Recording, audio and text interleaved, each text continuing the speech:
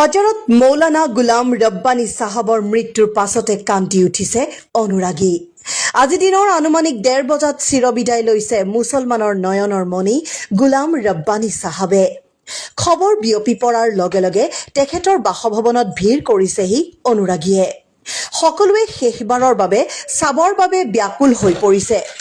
উল্লেখযোগ্য যে বিগত কিছুদিন ধৰি অসুস্থ হৈ আছিল ৰব্বানী সাহাব। আজি মৃত্যুৰ কিছু সময় পূৰ্বে তেখেতক চাবৰ বাবে উপস্থিত হয়হি মৌলানা বদৰুদ্দিন আজমল। মৃত্যুৰ লগে লগে কান্দি উঠে বদৰুদ্দিন আজমল।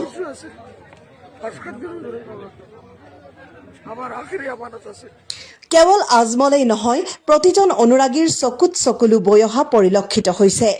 ইপিনে ট্ৰেফিক নিয়ন্ত্ৰণৰ বাবে দাবী জনাইছে অনুৰাগীসকলে, কিয়নো তেখেতৰ বাসভৱনৰ চৌদিশে এতিয়া ভিৰ কৰিছে অনুৰাগীয়ে। আমাৰ আখিৰি আমানত আছে।